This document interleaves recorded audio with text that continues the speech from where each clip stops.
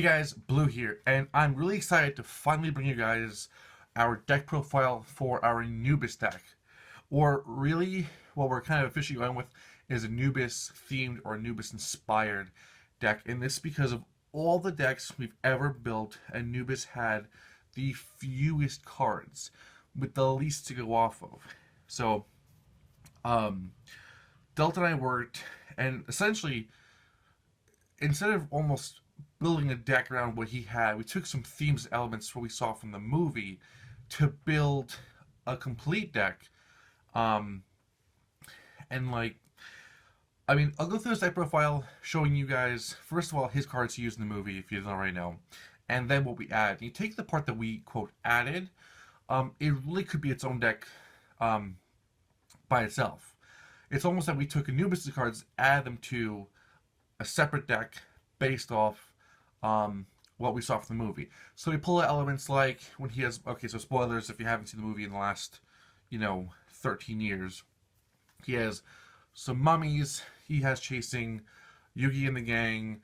They find him in a sarcophagus. It's chained up. It's in Egypt. So stuff like this, we really extracted from the movie places and events and kind of some of the inner workings that were part of Anubis's plan. Not every detail. I'm sure there's more stuff we could have added, but we added stuff that we thought A, fit his theme, and B, gave his deck a good functionality, because the few cards he used have very unique and specific functions that don't cover a wide range of tactics. I mean, we've had characters with a few cards like Gansley. Gansley has about the same. The difference being that Gansley had played a lot of monsters that had a theme of they were like recruiters, so they'd summon up another copy or another monster of the same kind, right? Same attribute, same type, stuff like that. So we were able to mimic that in that Gansley's deck that we have has a few cards he actually played, but has a lot of cards that are based off his very apparent theme in his duel. We're just switching monsters that they don't make that he played for monsters that they do make that are similar to what he played. Plus his deck master effect, which isn't a card he played, but it's an ability he used. So we duplicate that regardless of what was and wasn't played. So overall, no one's, although we've had characters who come close, no one's been as incomplete as Anubis, who played nothing, virtually nothing. And we're very happy with where the deck is because of the way it functions. It's overall a pretty smooth deck now that it's been built out actually really into a deck. So, first up is going to be the Anubis cards. If you've seen the movie, you know what they are. But he had a total of 6 cards, only 5 of which are printed. So, it's those first 5 that we're going to go through and take a look at briefly. So, first up is Sphinx, right? He had these big boss Sphinxes. Andrew comes in with 3,000 attack and 500 defense, and both Andrew Sphinx and Sphinx Telea can be special summoned with Pyramid of Light on the field by paying 500 life points. The downside is that when Pyramid of Light is destroyed, so are they. But then that brings you Thynian, so even still, it's not a huge loss. They each have the ability that when they destroy a defense position monster, they inflict damage, so even if your monsters are defense mode to protect you, they're still not safe. So the 2 Sphinxes are incredibly powerful monsters. So Andro Sphinx 3, Sphinx Telea 3. Her stats are the reverse of his, being 100 attack and 3,000 defense. But again, these 2 monsters are really cool and really powerful. But we left him at 3 because were his meat, as far as that's what he really went out with, was these 2 monsters. So we felt it appropriate to have them at 3. And also, their bigger boss is Thynian, the Great Sphinx, which is really just a merger of those 2 monsters. And what you know from the movie, but you can't see on the card, is on the back of what's Andro Sphinx's head is also Sphinx Telea's head, so it's got 2 heads on it. It's really a combination of them both.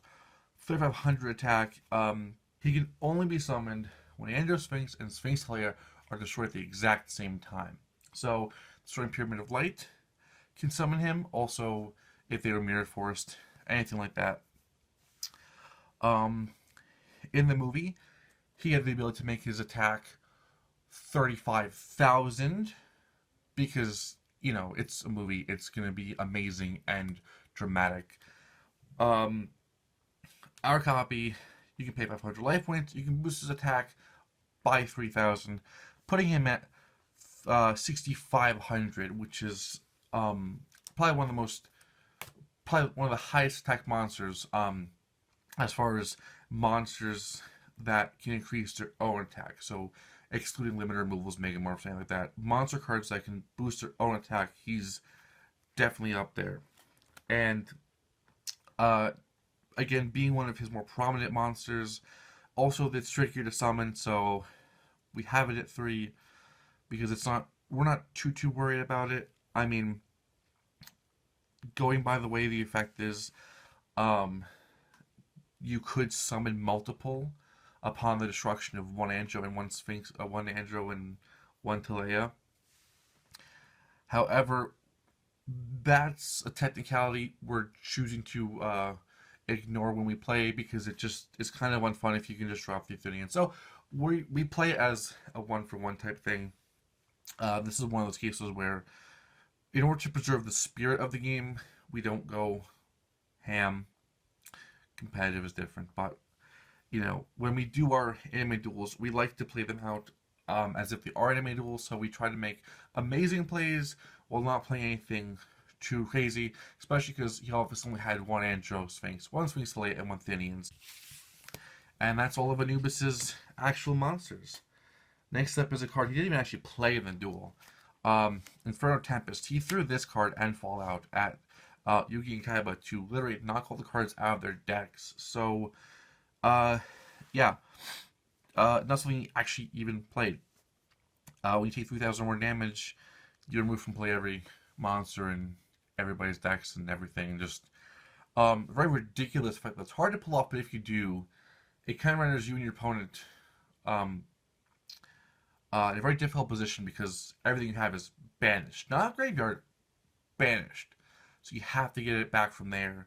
Again, it's not an effect he used, so neither he nor Yugi really have cards to work around that.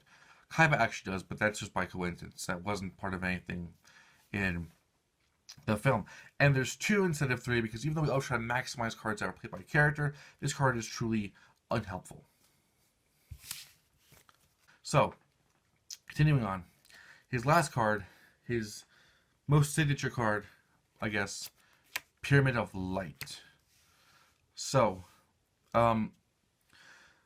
we stress this card at 2 because this card's incredibly useful in this deck. And because of the way the Sphinxes are, if this card's on the field, you can summon any Sphinx you want of Thinian or Talea at 500 life points. And we found that with 3 of these and 3 of the monsters, it became way too easy to just keep dropping them, and they overwhelm the opponent because even though we want this deck to be good, we want it to be accurate, there's always the inherent problem of, decks sometimes being just too good. And if we can help it, we try to balance out the decks. So the big thing for this was balancing the deck. It still gets out the Sphinxes, just with a little bit less frequency so that, we do get more of an actual game rather than just dropping all the Sphinxes. Plus, when it's destroyed, it takes the Talea and Andro Sphinx with it, but you can then summon up Thinian. So it's really not that much of a downside. It lets you summon a bigger boss monster. This card is errated to the effect, because we saw Kaiba use the card first, right? So the cards are that when it's activated, all the Egyptian gods on the field are banished, and none can be summoned while it's on the field. So it of course applies to Anubis, even though we saw Kaiba use this, because this was, again, the card Kaiba thought Pegasus had to destroy the god. Turns out it wasn't, and Kaiba was falling into Anubis' trap. But also because there was only 1 copy of it, because Anubis created it to give to Kaiba, like I just said, we thought that 2 would not be bad because we try to, even if there's one of a card in the actual anime continuity, we will try to keep it around two because one's not usually enough for certain cards, but three is a bit many. Like Crystal Beasts, we know there's only one of each. The deck is hard to pull off with one of each, so two is fine. It's not an egregious amount, but it's also not so few that the deck kind of falls apart. So two Pyramid of Light is the final card for the Anubis part of the deck. So again, going forward now is cards we added based off themes and elements from the movie. Like I said, if you up some of the quantities of these cards to like 2 or 3 depending, this could be its own deck actually, which is kind of how we approached it. Delta and I worked very hard to come up with something. Again, you guys could have things you might want different, and that's fine. This is what we liked for the deck. This is what we tested and thought was better. Because we still had trouble with the deck, and overall, we're very happy with what we built. Feel free to change it up if you want to build your own version. But now for the Anubis-ish part is 2 Guardian Sphinx, because of course, Sphinxes, also, it doesn't have that bad of an effect. It's only 1 tribute, and when you flip it face up, you return all monsters on your opponent's field to their hand, so can be really helpful. Also, that face down thing is going to come in handy a little bit later. Next up is Mystical Land of Jackal, really there for the Jackal theme. Also, 2 tributes, but has pretty high attack as far as stuff goes. So it can beat a Dark Magician, you can beat a lot of monsters, not Blue Eyes, but this deck was intended to go against Yugi's deck, so it beats out his Dark Magician. Its effect can be helpful too to keep resetting something to the opponent, so that'll really set them back. But overall, 1 copy because it's good. We don't think it's great, but again, it adds to his theme. But like I said earlier on, Mummy, so there's a lot of Mummy cards. So 2 Poison Mummy. So being a flip effect monster, you're always going to set this card. It has a pretty substantial defense as far as anime decks go. And again, being face down, it's going to kind of come in handy a little bit later with another card. So having a couple monsters that will work when they're face down is a bit of an element we have in this deck. So, and it's a little bit of burn, but there's not really much burn in the deck. And then 2 Pyramid Turtle.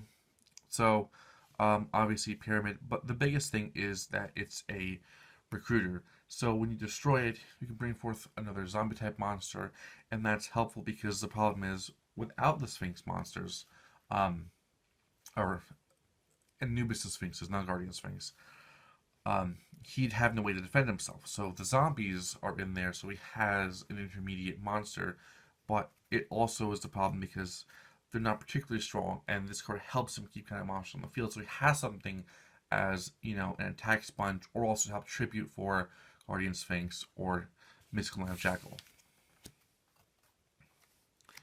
Regenerating Mummy helps him get a little bit more of an offense in there. Lets him get over, a fair amount of monsters. 18, 19 is kind of the apex of it all. And again, the Mummy theme. And the last monster is the one I've been kind of alluding to, is Wandering Mummy. So again, really doesn't buy the whole Mummy thing wrapped in bandages, more so than I think the previous 2. But his effect is that you can flip him face down, and then when you use that effect, you can shuffle around all face down monsters. And now when you have a monster that when flipped face up returns all monsters to your opponent's field, and a monster when flipped face up does 500 damage, if your opponent knows you have those, because let's say your opponent's me, and we both built the deck, so I know what the face downs are, Wandering Mummy really helps you, especially because if you're going to tribute for Guardian Sphinx, it's obvious you're tributing for a set monster, so that's never a good sign.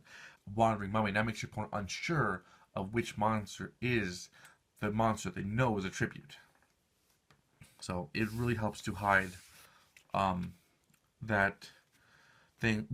Shifting Shadows is the same thing, but that'd be an extra card. So without that, with Wandering Mummy, we don't have to add a card in just for that. One of his monsters does it as well. Call of the Mummy starts off the spell cards as a way to again help build a monster base aside from those 2 Sphinxes, because we want to make the deck again function without them because of those times where you will not be able to get them. And if you're just dependent on those two monsters, um, then it becomes a problem. 2 costs down, so this card is really more of a utility kind of card, in specific to his theme, that we've seen in decks from the built from, out of the anime.